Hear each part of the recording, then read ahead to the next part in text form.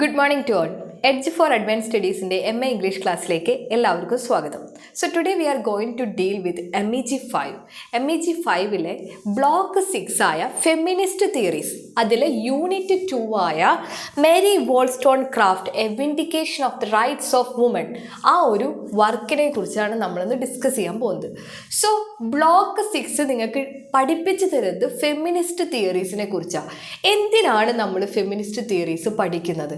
നമുക്കറിയാം ഏകദേശം ഒരു 18th സെഞ്ച്വറി ആ ഒരു കാലഘട്ടത്തിലാണ് ഈ ഫെമിനിസ്റ്റ് റൈറ്റിങ്സ് എല്ലാം വരാൻ തുടങ്ങിയത്. ഇന്നും അത് വന്നുകൊണ്ടിരിക്കുന്നു. വൈ? നിങ്ങൾ ഈ ഒരു ബ്ലോക്ക് തുടങ്ങുന്നതിന് മുമ്പ് കമലാദാസിൻ്റെ ഒരു പോയം കണ്ടിട്ടുണ്ടാവും, ആൻ ഇൻട്രൊഡക്ഷൻ എന്ന് പറഞ്ഞിട്ട്.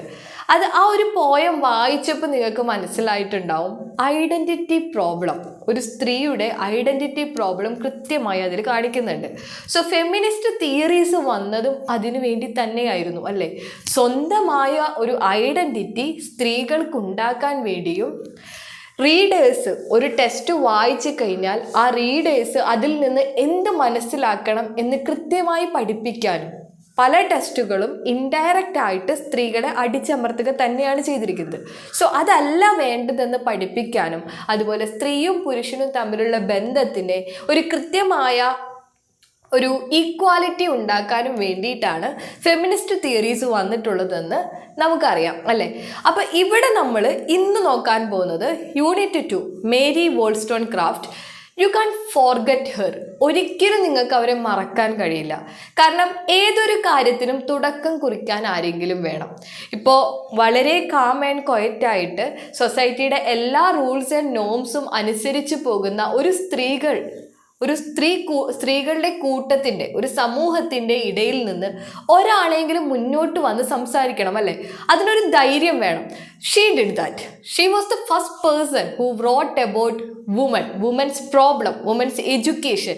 ഇത് അവരാണ് ആദ്യമായി മുന്നോട്ട് വെക്കുന്നത്.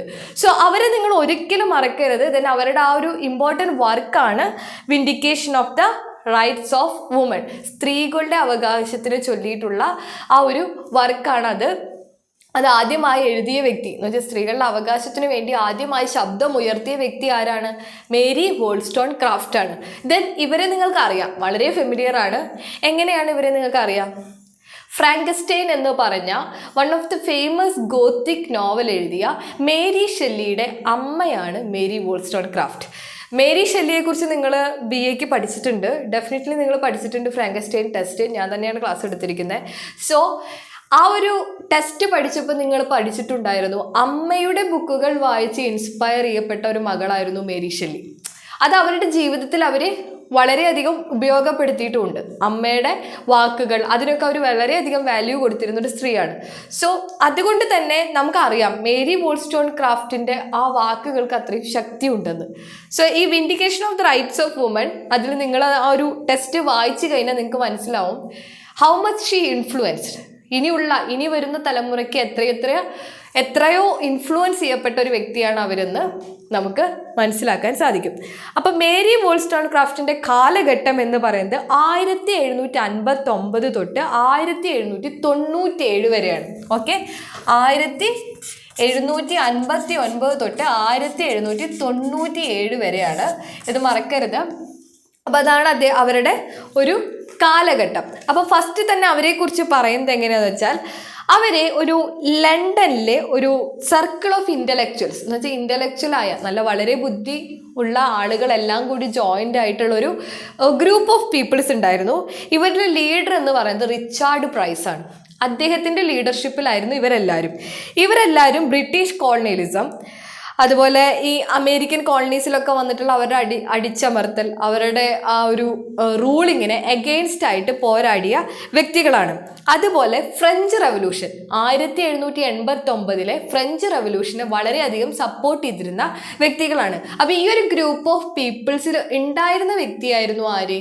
നമ്മുടെ Mary Wollstonecraft. You can understand. അപ്പോൾ അവരുടെ ആ ഒരു ഐഡിയ, അവരുടെ ഒരു റാഡിക്കൽ ആയിട്ടുള്ള ചിന്താഗതിയൊക്കെ ഇതിൽ നിന്ന് തന്നെയായിരിക്കും വന്നിട്ടുണ്ടാവും അല്ലേ? നിങ്ങൾക്ക് ആ ഒരു ബാക്ക്ഗ്രൗണ്ട് ചെക്ക് ചെയ്യുമ്പോൾ നിങ്ങൾക്ക് മനസ്സിലാവും എങ്ങനെയാണ് ഇവർ ഇത്ര ഇൻസ്പയർഡ് ആയതെന്ന് നിങ്ങൾക്ക് മനസ്സിലാവും. ദെൻ ഈ ഗ്രൂപ്പ് ജോൺ ലോക്ക് എന്ന് പറഞ്ഞ വളരെ ഫേമസ് ആയ വ്യക്തി, എംപിരിസിസത്തെ കുറിച്ചൊക്കെ വളരെയധികം പറഞ്ഞിട്ടുള്ള ഒരു വ്യക്തിയാണ് ജോൺ ലോക്ക്. അവരുടെ ഐഡിയൽസുമായിട്ട് വളരെയധികം ഇൻസ്പയർ ആയ ഒരു ഗ്രൂപ്പാണ് ഈ അവരെന്താണ് ഈ ഒരു ജോൺ ലോക്ക് എന്താണ് പറയുന്നതെന്ന് വെച്ചാൽ, individuals are born free, are subject to reason and law of moral behaviour. So ആ ഒരു കോൺസെപ്റ്റ്, നമ്മുടെ ജോൺ ലോക്കിൻ്റെ ഈ ഒരു കോൺസെപ്റ്റിൽ വളരെയധികം ഇൻഫ്ലുവൻസ്ഡ് ആയിട്ടുള്ളൊരു പീപ്പിൾസ് ആയിരുന്നു ആ ഒരു ഗ്രൂപ്പിലുണ്ടായിരുന്നത്. സോ അതിലത്തെ ഒരു മെമ്പറാണ് നമ്മുടെ മേരി വോൾസ്റ്റോൺക്രാഫ്റ്റ്. അപ്പോൾ ഓഫ് കോഴ്സ് എങ്ങനെയായിരിക്കും മേരി വോൾസ്റ്റോൺക്രാഫ്റ്റ് ഇതിൽ നിന്ന് വളരെയധികം ഇൻഫ്ലുവൻസ്ഡ് ആയ വ്യക്തിയാണ്. ഓക്കെ, ഇനി ഇവരുടെ ഈ ഫസ്റ്റ് പബ്ലിക്കേഷൻ തന്നെ വിൻഡിക്കേഷൻ എന്ന് പറഞ്ഞ ആ ഒരു ടൈറ്റിലാണ്. അത് കൂടുതലായിട്ടും എന്തിന് പോയിന്റ് ചെയ്യുന്നു എന്ന് വെച്ചാൽ എഡ്യൂക്കേഷൻ ഓഫ് വുമൺ ആണ്. വുമൻസിൻ്റെ എഡ്യൂക്കേഷനാണ് അത് ഇമ്പോർട്ടൻസ് കൊടുക്കുന്നത്. ദെൻ പിന്നീടാണ് മേരി വോൾസ്റ്റോൺക്രാഫ്റ്റ് 1797 ആരെ വിവാഹം കഴിച്ചത്? വില്യം ഗോഡ്വിനെ വിവാഹം കഴിക്കുന്നത്. Okay, William Godwin is also a rebel, ഒരു വളരെയധികം റിബല്യസ് നേച്ചറുള്ളൊരു റൈറ്ററാണ്. ഹി വാസ് ഓൾസോ എ പബ്ലിഷറും കൂടിയായിരുന്നു വില്യം ഗോഡ്വിൻ. ഏകദേശം മേരി ഷെല്ലിയുടെ ഒരുവിധം വർക്കുകളൊക്കെ വില്യം ഗോഡ്വിൻ പബ്ലിഷ് ചെയ്തിട്ടുണ്ട്. സോ അങ്ങനെയാണ് ഇവർ വിവാഹം കഴിക്കുന്നത്. ഓക്കെ, അപ്പോൾ അത്രയും ഫേമസ് ആയ ഒരു വ്യക്തിയായിരുന്നു മേരി വോൾസ്റ്റോൺക്രാഫ്റ്റ്. ഇനി നമുക്ക് ആ ഒരു കാലഘട്ടത്തിൻ്റെ സോഷ്യൽ ആൻഡ് കൾച്ചറൽ ബാക്ക്ഗ്രൗണ്ട് നോക്കാം. സോഷ്യൽ ആൻഡ് കൾച്ചറൽ ബാക്ക്ഗ്രൗണ്ട്, ആ ഒരു സോഷ്യൽ ആൻഡ് കൾച്ചറൽ ബാക്ക്ഗ്രൗണ്ടിനെ നമ്മുടെ വില്യം വേർഡ്സ്വർത്ത് അദ്ദേഹത്തിൻ്റെ പ്രെലുഡിൽ കൃത്യമായി ഡിസ്ക്രൈബ് ചെയ്യുന്നുണ്ടെന്നാണ് പറയുന്നത്. ആ ഒരു ഡിസ്ക്രിപ്ഷനാണ് നിങ്ങൾക്ക് കാണാനുള്ളത്. Bliss was it in that dawn to be alive, but to be young was very heaven. O times in which the mere stale forbidding ways of custom, law and stature took at once the attraction of a country in romance, when reason seemed the most to assert her rights, when most intent on making of herself a prime enchantress to assist the work which then was going forward in her name. So ഇതാണ് നമ്മുടെ ആ ഒരു കാലഘട്ടത്തിലെ ആ ഒരു സൊസൈറ്റിയെ നമ്മുടെ Wordsworth കൃത്യമായി portray ചെയ്ത് വെച്ചിരിക്കുകയാണ്. ഇവിടെ എന്താണ് പറയുന്നത്? ഇവിടെ കൃത്യമായിട്ട് ആ ഒരു കാലഘട്ടത്തിൻ്റെ സിറ്റുവേഷനാണ് പറയുന്നത്. എന്താണ്? അമേരിക്കൻ റെവല്യൂഷൻ ഉണ്ടായിരുന്നു. ആ റെവല്യൂഷനോട് കൂടി എല്ലാവരുടെ ഉള്ളിലും നാഷണലിസം എന്ന് പറഞ്ഞ സ്പിരിറ്റ് വന്നു. സ്വന്തം രാജ്യം, എൻ്റെ രാജ്യം എന്നൊരു ഫീല് വന്നു. ദ സെയിം ടൈം എന്താണ് അവിടെ എന്തുണ്ടായിരുന്നു? ഫ്രഞ്ച് റെവല്യൂഷൻ നടക്കുന്നുണ്ട്. ഫ്രഞ്ച് റെവല്യൂഷൻ്റെ ഐഡിയാസ് എന്തൊക്കെയായിരുന്നു? ഈക്വാലിറ്റി, ഫ്രാറ്റേണിറ്റി, ലിബർട്ടി, അല്ലേ? നമുക്ക് എല്ലാവർക്കും അറിയാം. ആ ലിബറേഷൻ തോട്ട് എല്ലാവരുടെ ഉള്ളിലേക്കും വന്നു. അപ്പം ഇത് രണ്ടും വളരെയധികം ഇൻഫ്ലുവൻസ് ചെയ്തിട്ട് എല്ലാവരെയും. അറ്റ് ദ സെയിം ടൈം എന്താണ് പറയുക, സ്പിരിറ്റ് ഓഫ് റീസൺ അതുപോലെ തന്നെ സ്പിരിറ്റ് ഓഫ് റെവല്യൂഷൻ രണ്ടും ഒരുമിച്ച് എല്ലാവരുടെ ഇടയിലുണ്ടായിരുന്നു. രണ്ടും ഒരുമിച്ചാണ് എല്ലാവരും ഫോളോ ചെയ്തു പോരുന്നത്. Spirit of reason, spirit of revolution. അപ്പം ഈ ഒരു ബാക്ക്ഗ്രൗണ്ടിൽ വളർന്നിട്ടുള്ള അല്ലെങ്കിൽ മുന്നോട്ട് വന്നിട്ടുള്ള ഒരു വ്യക്തിക്ക് എങ്ങനെയായിരിക്കും അവരുടെ മൈൻഡും? ഇങ്ങനെ തന്നെയായിരിക്കും. കുറച്ച് റിബല്ലിംഗ് നേച്ചറൊക്കെ എന്തായാലും ഉണ്ടാവും. So that's A thing. അത് തന്നെയായിരുന്നു നമ്മുടെ മേരി വോൾസ്റ്റോൺക്രാഫ്റ്റിൻ്റെ ഉള്ളിലും ഉണ്ടായിരുന്നത്. So she was very much influenced from these things. ഈ ഒരു ഇൻസിഡൻസിൽ നിന്ന് വളരെയധികം ഇൻഫ്ലുവൻസ്ഡ് ആയിരുന്നു മേരി വോൾസ്റ്റോൺക്രാഫ്റ്റ് എന്ന് മനസ്സിലാക്കി വെക്കുക. ഇനി ആ കാലഘട്ടത്തിൽ വേർഡ്സ്വർത്ത് ആയിക്കോട്ടെ, ഇനി ജീൻ ജാക്കോസ് റൂസോ അദ്ദേഹം ആയിക്കോട്ടെ, അദ്ദേഹമെല്ലാം മൈൻഡ്സ് ഓഫ് മെൻ, മനുഷ്യന്മാരിലെ ആണുങ്ങളുടെ മൈൻഡ് അതിനൊക്കെ ഫോക്കസ് ചെയ്തിട്ടാണ് എഴുതിയിരുന്നത്. So Mary Wollstonecraft is the only person who wrote about woman. സ്ത്രീയുടെ മൈൻഡിനെ കുറിച്ച് ആദ്യമായി എഴുതുന്നത് ആരാണ്? മേരി വോൾസ്റ്റോൺക്രാഫ്റ്റ് ആണ്. ഓക്കെ, ഇനി ആ ഒരു കാലഘട്ടത്തിലെ മറ്റൊരു പ്രത്യേകത എന്താ വെച്ചാൽ, എല്ലാവരും സ്ത്രീകൾക്ക് ഇന്ന ക്വാളിറ്റികൾ വേണമെന്ന് പറഞ്ഞിരുന്നത് നല്ലൊരു ദാമ്പത്യ ജീവിതം നയിക്കാനായിരുന്നു. എന്ന് വെച്ചാൽ ഇപ്പോൾ ഒരു എക്സാമ്പിൾ തരുന്നുണ്ട്. ദ മോസ്റ്റ് ഫേമസ് പേഴ്സൺ ആണ് റൂസോ.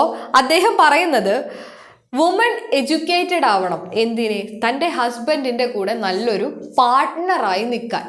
അങ്ങനെ വേണം വുമൺ എഡ്യൂക്കേറ്റഡ് ആവാൻ, അല്ലാതെ വേറൊന്നും വേണമെന്നില്ല.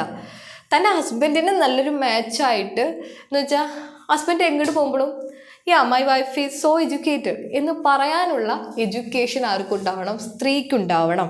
ഇതിന് എഗെയിൻസ്റ്റ് ആയിരുന്നു വോൾസ്റ്റോൺക്രാഫ്റ്റ്. വോൾസ്റ്റോൺക്രാഫ്റ്റിൻ്റെ റോൾ മോഡൽസ് എന്ന് പറയുന്നത് കാതറിൻ മെക്കലെ, അതുപോലെ മിസ്സിസ് ചെപ്പോൺ, ഇവരൊക്കെയായിരുന്നു വുമൻസിൻ്റെ എഡ്യൂക്കേഷൻ എന്ന് പറഞ്ഞ തീമിൽ എഴുതാൻ തുടങ്ങിയിരുന്നത്. സോ ഇവരൊക്കെയായിരുന്നു മേരി വോൾസ്റ്റോൺക്രാഫ്റ്റിൻ്റെ പേഴ്സണലി കൂടുതലായിട്ട് അവരെടുത്തിട്ടുള്ള റോൾ മോഡൽസ് ഇവരായിരുന്നു. അല്ലാതെ ഒരിക്കലും പിയോസി, മെഡമെ ഡി സ്റ്റാൽ ഇവരൊന്നും ആയിരുന്നില്ല. ഇവർ രണ്ടുപേരും നമ്മുടെ സാമുവൽ ജോൺസൺ, അതുപോലെ റൂസോ, അപ്പം നമ്മൾ ആ റൂസോയുടെ ഡയലോഗ് കേട്ടു. അപ്പോൾ ഇങ്ങനെയുള്ള ആൾക്കാരെ ഫോളോ ചെയ്ത് എഴുതിയിരുന്നതാണ് അവർ. അപ്പോൾ അവരേനൊക്കെ ഡിസ്മിസ് ചെയ്തിട്ട് സ്ത്രീകളെ മാത്രം ഫോക്കസ് ചെയ്ത് സ്ത്രീകൾക്കൊരു സ്വന്തമായ ഐഡൻറ്റിറ്റി വേണം, സ്വന്തമായൊരു റോള് ഈ സൊസൈറ്റിയിൽ വേണം എന്ന് ചിന്തിച്ചെഴുതിയ ആൾക്കാരെയാണ് മേരി വോൾസ്റ്റോൺക്രാഫ്റ്റ് തൻ്റെ റോൾ മോഡലാക്കിയിട്ട് കൊണ്ടു നടന്നിരുന്നത്. സോ അതുകൊണ്ട് തന്നെ നമുക്ക് അവരുടെ ഇൻഫ്ലുവൻസ് ഇവരുടെ റൈറ്റിങ്ങിൽ കാണാം. So you should want to write like that. നിങ്ങളുടെ ഒരു എസ്സേ ക്വസ്റ്റ്യൻ വരുമ്പോൾ ആരൊക്കെ ഇൻഫ്ലുവൻസ് ചെയ്തിട്ടുണ്ട്, ആരെയൊക്കെ എതിർത്തെഴുതിയിട്ടുണ്ട് എന്ന് കൃത്യമായിട്ട് നോട്ട് ചെയ്ത് വെക്കണം. ഓക്കെ, അപ്പോൾ ഇതാണ് ആ ഒരു കാലഘട്ടത്തിൻ്റെ പ്രത്യേകത. അപ്പോൾ ഇതുവരെ ഒന്ന് കൺക്ലൂഡ് ചെയ്തിട്ട് നമുക്ക് ടെസ്റ്റിലേക്ക് കടക്കാം. The real test, vindication of the rights of woman എന്ന് പറഞ്ഞ ആ ടെക്സ്റ്റ് ബുക്കിലേക്ക് ഇതിന് ശേഷം നമുക്ക് കടക്കാം. ഓക്കെ, അപ്പോൾ എന്താണ് ഇത്ര നേരം പറഞ്ഞത്?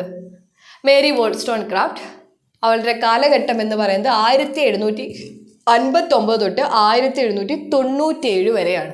അത് നമുക്ക് മനസ്സിലായി. ഇവരുടെ മകളുടെ പേര് മേരി ഷെല്ലി, ഹസ്ബൻഡിൻ്റെ പേര് വില്യം ഗോഡ്വിൻ ഒരു പബ്ലിഷറായിരുന്നു, ഒപ്പം ഒരു റൈറ്ററും കൂടിയായിരുന്നു അദ്ദേഹം. വളരെ റിബല്യസ് ആയൊരു വ്യക്തിയായിരുന്നു. ദെൻ ഇവരുടെ കാലഘട്ടം, നിങ്ങൾ എക്സാം എഴുതുമ്പോൾ ഈ ഒരു ഓർഡറിൽ എഴുതിയാൽ മതി. ദെൻ ഇവരുടെ കാലഘട്ടം എന്ന് പറയുന്നത് ഏതാണ്? ആ കാലഘട്ടം, ഈ കാലഘട്ടത്തിൽ എന്തൊക്കെ സംഭവിച്ചു എന്നാണ് നമ്മൾ നോട്ട് ചെയ്യേണ്ടത്. അമേരിക്കൻ റവല്യൂഷൻ, ദെൻ നാഷണലിസം എന്ന് പറഞ്ഞുള്ള ഫീലിംഗ് എല്ലാവരുടെ ഉള്ളിലും സ്പ്രെഡായ സമയം, then French revolution, liberation of people, liberation of minds, ആ ഒരു കോൺസെപ്റ്റ് ജനങ്ങളുടെ ഇടയിൽ സ്പ്രെഡായ ടൈമാണ് French revolution 1789. Don't forget the year. അപ്പോൾ ഈ ഒരു കാലഘട്ടം. ദെൻ ആ ഒരു വേർഡ്സ്വർത്തും അതുപോലെ തന്നെ റൂസോ അദ്ദേഹമൊക്കെ മനുഷ്യൻ്റെ രാശിയിൽ നിന്ന് സ്ത്രീകളെ മാറ്റി നിർത്തി മെന്നിന് എന്തൊക്കെ ക്വാളിറ്റീസ് ഉണ്ട്, മെന്നിന് എന്തൊക്കെ പ്രോബ്ലംസ് ഉണ്ടെന്ന് കൂടുതലായി ഫോക്കസ് ചെയ്ത് എഴുതിയിരുന്ന ഒരു സമയമായിരുന്നു. സോ എഡ്യൂക്കേഷൻ ഓഫ് മൈൻഡിനെയാണ് അവർ ഇമ്പോർട്ടൻസ് കൊടുത്തിരുന്നത്. അവരൊരു കൃത്യമായ രീതിയിൽ വുമൻസിനെ ഇമ്പോർട്ടൻസ് കൊടുത്തിരുന്നില്ല. അപ്പോൾ അവരിൽ നിന്നൊക്കെ വ്യത്യസ്തമായിട്ട് എഴുതിയ വ്യക്തിയാണ് മേരി വോൾസ്റ്റോൺക്രാഫ്റ്റ് എന്ന് മനസ്സിലാക്കുക. അപ്പോൾ ഇത്രയും കാര്യങ്ങൾ മനസ്സിലായല്ലോ. Then she was against, arc against ആയിരുന്നു? റൂസോ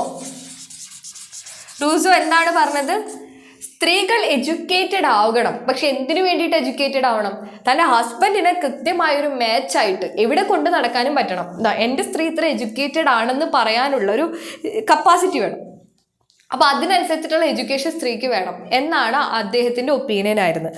അപ്പോൾ ഇതൊന്നുമല്ല, ഇതിൽ നിന്നൊക്കെ വ്യത്യസ്തമായിട്ടാണ് നമ്മുടെ മേരി വോൾസ്റ്റോൺക്രാഫ്റ്റ് എഴുതുന്നത്. ഇനി പറയുന്നത് വളരെ ഇമ്പോർട്ടൻറ്റ് കാര്യമാണ്, ജസ്റ്റ് ഫോക്കസ് ഇറ്റ്. അപ്പോൾ മേരി വോൾസ്റ്റോൺക്രാഫ്റ്റ് എഡ്മുണ്ട് ബർഗ്സിൻ്റെ വർക്കിന് എഗെയിൻസ്റ്റ് ആണ് ഈ ഒരു വർക്ക് എഴുതുന്നത്. ഏത്? Vindication of the rights of woman. Okay, vindication of the rights of woman. ആർക്ക് അഗെയിൻസ്റ്റ്? എഡ്മുണ്ട് ബർക്കിൻ്റെ വർക്കിന് അഗെയിൻസ്റ്റ് ആണ്. ആ വർക്കിൻ്റെ title reflection on the French revolution ആണ്. 1790 ആ വർക്ക് ഇറങ്ങുന്നത്. അപ്പോൾ ഏതാണ്? Reflection on the French revolution. ആരുടെ ആയിരുന്നു? എഡ്മുണ്ട് ബർക്കിൻ്റെ ആയിരുന്നു. 1790 അത് ഇറങ്ങുന്നത്. അപ്പോൾ ഇതിന് അഗെയിൻസ്റ്റ് ആണ് ആര് വർക്ക് എഴുതിയത്? മേരി വോൾസ്റ്റോൺക്രാഫ്റ്റ് വർക്ക് എഴുതുന്നത്. പക്ഷെ ഇതിനു മുമ്പ് ഈ ഒരു വർക്കിന്, ഈ എഡ്മുണ്ട് ബർക്കിൻ്റെ വർക്കിന് അഗെയിൻസ്റ്റ് ആയിട്ട് തോമസ് പെയിൻ ഒരു വർക്ക് എഴുതിയിട്ടുണ്ട്. റൈറ്റ്സ് ഓഫ് മാൻ എന്ന് പറഞ്ഞിട്ട് അദ്ദേഹവും ഒരു വർക്ക് എഴുതിയിട്ടുണ്ട്. പക്ഷെ റൈറ്റ്സ് ഓഫ് മാനിൽ അങ്ങനെ കംപ്ലീറ്റ് ആയിട്ട് കൃത്യമായൊരു റെസിസ്റ്റൻസ് കാണാനില്ലാത്തത് കൊണ്ടും സ്ത്രീകളെ കുറിച്ച് മെൻഷൻ ചെയ്യാത്തത് കൊണ്ടുമാണ് വോൾസ്റ്റോൺക്രാഫ്റ്റ് അതിനേക്കാൾ ഒന്നുകൂടി സ്ത്രീകളുടെ അവകാശങ്ങളെ കുറിച്ച് സംസാരിച്ചത്. ഇപ്പൊ റൈറ്റ്സ് ഓഫ് മാൻ എന്ന് പറയുമ്പോൾ മനുഷ്യരാശിയെ മൊത്തം ഉൾപ്പെടുത്തിയിട്ടാണ് ഇദ്ദേഹം ഇതിനെ എഴുതിയത്. പക്ഷെ ഇതിനും അഗെയിൻസ്റ്റ് ആണ് മേരി വോൾസ്റ്റോൺക്രാഫ്റ്റ് റൈറ്റ്സ് ഓഫ് വുമൺ അങ്ങനെ വർക്ക് എഴുതിയത്. ഓക്കെ, അങ്ങനെ ഈ ഒരു വരവ് ഈ മൊത്തം ആളുകളുടെ അതിൻ്റെ ആ ഒരു അഗെയിൻസ്റ്റിങ് ആ ഒരു വരവ് നിങ്ങൾ മനസ്സിൽ നോട്ട് ചെയ്ത് വെക്കണം. ഇനി vindication of the rights of woman 1792 publish ചെയ്യുന്നത്.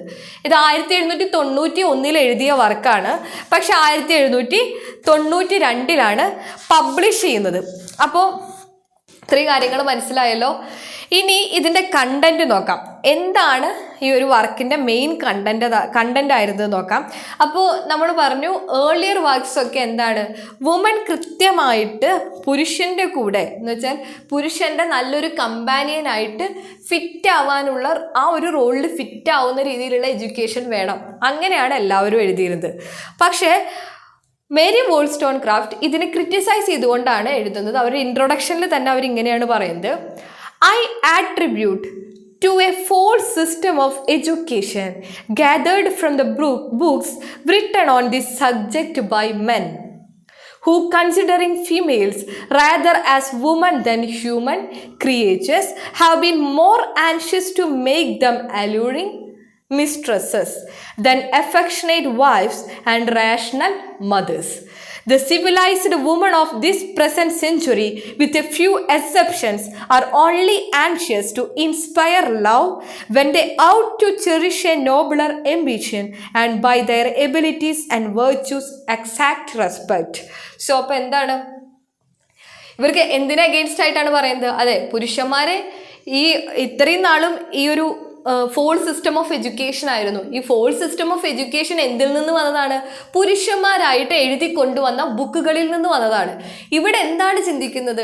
നല്ല രീതിയിൽ എന്താണ്, നല്ലൊരു ഭാര്യ, നല്ലൊരു വൈഫ്, നല്ലൊരു മദർ, ഇങ്ങനെ സ്ത്രീയെ ആക്കാനുള്ള എഡ്യൂക്കേഷൻ മാത്രമാണ് കൊണ്ടുവരുന്നത്. പക്ഷെ ഇവിടെ എനിക്ക് വേണ്ടത് എന്താണ്? കൃത്യമായ റെസ്പെക്റ്റും കൃത്യമായ എബിലിറ്റീസും ഒക്കെ സ്ത്രീകളിൽ വർദ്ധിപ്പിക്കാനുള്ള ഒരു എഡ്യൂക്കേഷനാണ് കൊണ്ടുവരേണ്ടത്. അതാണ് മേരി വോൾസ്റ്റോൺക്രാഫ്റ്റ് പറയുന്നത്. ഓക്കെ, അപ്പോൾ നിങ്ങൾക്ക് ഏകദേശം മനസ്സിലായി. ദെൻ പിന്നീട് അവർ പറയുന്നത്, she goes on to say revolutionarily that I shall first consider woman in the grand light of human creature who in common with men are placed on this earth to unfold their faculties. So that's the most important part. എന്താണ് പിന്നീട് അവർ വളരെ revolutionary ആയിട്ടാണ് പറയുന്നത്, ഞാൻ സ്ത്രീകളെ consider ചെയ്യുന്നത് എങ്ങനെയാണ്? Human creatures, അതും പുരുഷന്മാരെ പോലെ തന്നെ ഈ ഭൂമിയിൽ കൃത്യമായ ഫാക്കൽറ്റീസിൽ അവർക്ക് പ്ലേസ് ചെയ്യണം. എന്ന് വെച്ചാൽ placed on this earth to unfold their faculties.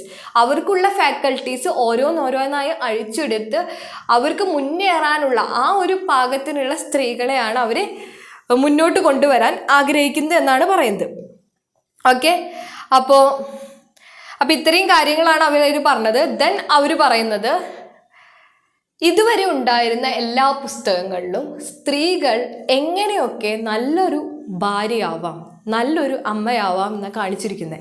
അതിനവർ എക്സാമ്പിൾ തരുന്നുണ്ട്. ക്ലാരിസ, സാമുവൽ റിച്ചാർഡ്സിൻ്റെ ക്ലാരിസ എന്ന് പറഞ്ഞ വർക്ക്. ആ വർക്കിൽ നല്ല സഫർ ചെയ്യുന്നൊരു സ്ത്രീ, ഒരുപാട് കഷ്ടപ്പെട്ട് നല്ല രീതിയിൽ എന്ന് വെച്ചാൽ സൊസൈറ്റിയുടെ എല്ലാ നോംസിനും റെഗുലേഷനും അനുസരിച്ച് ജീവിച്ച് അവസാനം മരണപ്പെടുന്ന ഒരു സ്ത്രീയാണ് അതിൽ പോർട്രേ ചെയ്യുന്നത്. സോ അങ്ങനെയുള്ള റോൾ മോഡൽസ് മാത്രമാണ് വരുന്നത് എന്നാണ് അവർ പറയുന്നത്. സോ ഇത് മാറണം, അങ്ങനെയുള്ള റോൾ മോഡൽസ് അല്ല വരേണ്ടത് എന്നാണ് നമ്മുടെ മേരി വോൾസ്റ്റോൺക്രാഫ്റ്റ് പറഞ്ഞത്. ദെൻ ഒരുവിധം എല്ലാ കാര്യത്തിലും കഷ്ടപ്പെടുന്നവർക്ക് ഒപ്പം ബാഡ് എഡ്യൂക്കേഷനും കൂടി സൊസൈറ്റി കൊടുത്താലുള്ള അവസ്ഥ എന്താണ്, അതിനെ ഓപ്പോസ് ചെയ്യാനും കൂടിയാണ് അവർ ഈ വർക്ക് എഴുതുന്നത്. ദെൻ പിന്നീട് അവർ പിന്നെ പറയുന്നത്, എഡ്യൂക്കേഷൻ എന്ന് പറയുന്നത് ഒരു ഇൻഡിവിജ്വൽ ഐഡൻറ്റിറ്റിയുടെ ഡെവലപ്മെൻറ്റിന് ഇമ്പോർട്ടൻ്റ് ആയ ഒരു ഭാഗമാണ് എഡ്യൂക്കേഷൻ എന്നും, അതുകൊണ്ട് തന്നെ സ്ത്രീകൾക്ക് കൃത്യമായ education for unfolding the faculties in the earth. Okay, ഈ ഭൂമിയിലുള്ള പല ഓപ്പർച്യൂണിറ്റികളെയും അൺഫോൾഡ് ചെയ്ത് അതിലേക്ക് എത്താനുള്ള ആ ഒരു കഴിവ് അവർക്ക് കിട്ടാൻ വേണ്ടി നല്ല എഡ്യൂക്കേഷൻ നൽകണമെന്നാണ് അവർ പറയുന്നത്. ദെൻ പിന്നീട് ലൈക്ക് ദാറ്റ് ഇങ്ങനെയുള്ള ജെൻഡർ സ്റ്റീരിയോ ടൈപ്പിങ്ങിനെ പറ്റിയിട്ടുള്ള ഒരുപാട് ക്വസ്റ്റ്യനിങ് അവരവരുടെ വർക്കിൽ കൊണ്ടുവരുന്നുണ്ട്. അതുപോലെ എന്താ നല്ല നല്ല റൈറ്റിങ്സ് വുമൻസിനെ ഇൻസ്പയർ ചെയ്യുന്നുണ്ട്. മറ്റുള്ള നല്ല നല്ല രീതിയിലുള്ള റൈറ്റിങ്സ്, സ്ത്രീകൾക്ക് നല്ലൊരു മോഡൽ ആവാനുള്ള റൈറ്റിങ്സ് മുന്നോട്ട് വരാൻ വേണ്ടി ഇൻസ്പയർ ചെയ്യുന്നുണ്ട്. ഇതൊക്കെയാണ് അവർ പറഞ്ഞ് മുന്നോട്ട് കൊണ്ടുവരുന്നത്. ദെൻ ഈ ഒരു വർക്കിൻ്റെ ഇമ്മീഡിയസി എങ്ങനെയായിരുന്നു വെച്ചാൽ, definitely vindication of the rights of woman was A revolution. ഒരു വലിയ റിബല്യസ് റൈറ്റിംഗ് തന്നെയായിരുന്നു. ഇതിൽ ശരിക്കും അവർ സ്ത്രീക്കും പുരുഷനും തുല്യമായ എഡ്യൂക്കേഷൻ വേണമെന്നും ദെൻ അതുപോലെ തന്നെ ലിബർട്ടി ഈക്വാലിറ്റി സ്ത്രീക്കും പുരുഷനും ഒരുപോലെ വേണമെന്നും മുന്നോട്ട് വെച്ച വർക്കാണ്. ദെൻ അതുപോലെ ഫ്രാറ്റേണിറ്റി എന്ന് പറഞ്ഞ തോട്ടിൽ എല്ലാവരെയും അവൾ ചൂണ്ടിക്കാണിക്കുന്നത് എന്താണെന്ന് വെച്ചാൽ, എല്ലാ ബ്രദേഴ്സിനും അവരുടെ സിസ്റ്റേഴ്സിനെ കാണാനും മനസ്സിലാക്കാനുമുള്ള കഴിവ് വേണമെന്നാണ് അവർ പറഞ്ഞത്. ദെൻ സോഷ്യലിസം, അതുപോലെ ഫെമിനിസം, ഇതെല്ലാം 19th സെഞ്ച്വറിയിൽ ആരംഭിക്കുന്നതും ഏകദേശം ഇതിനോടൊപ്പം തന്നെയാണ്. So they also started to fight. പല സ്ത്രീകൾക്കും ഇൻസ്പയർഡായി ഫൈറ്റ് ചെയ്യാൻ തുടങ്ങി എന്നാണ് പറയുന്നത്.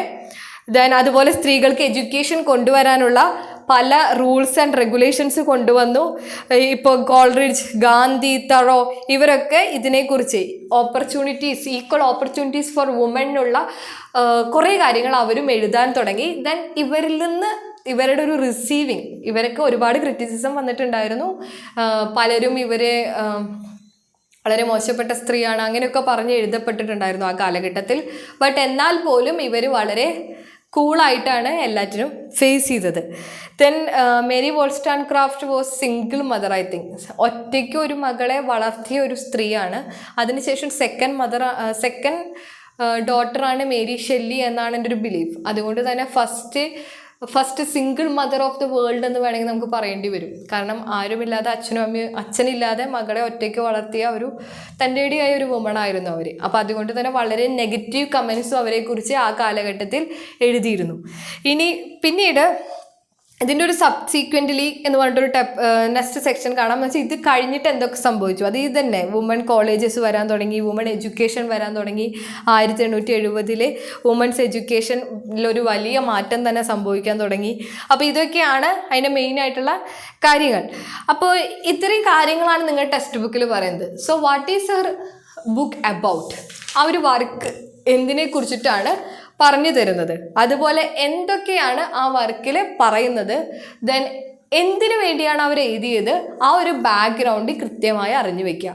That's the only thing you want to study. വളരെ സിമ്പിളായൊരു യൂണിറ്റാണ്. ഇനി ഇതിൻ്റെ വല്ല നോട്ട്സൊക്കെ കിട്ടുകയാണെങ്കിൽ definitely I will share with you. Okay, നല്ല നോട്ട്സ് കിട്ടുകയാണെങ്കിൽ I will share with you. Don't worry about that. അപ്പോൾ ജസ്റ്റ് യൂണിറ്റ് ഒന്ന് റീഡ് ചെയ്യുക. You must want to read the textbook. കാരണം you have to read, otherwise nothing is going to work. ഇപ്പം ഞാൻ പറഞ്ഞ എല്ലാ കാര്യങ്ങളും ഈ ടെസ്റ്റിൽ നിന്നുള്ളത് തന്നെയാണ്. കുറച്ച് പോയിൻറ്റ്സൊക്കെയാണ് ഞാൻ പുറത്തുനിന്ന് നോക്കി എഴുതിയിട്ട് നിങ്ങൾക്ക് പറഞ്ഞു തന്നത്. അപ്പോൾ ആ ഒരു ടെസ്റ്റ് നന്നായി വായിക്കുക, എന്നിട്ട് നന്നായി പഠിക്കുക. Okay, so thank you.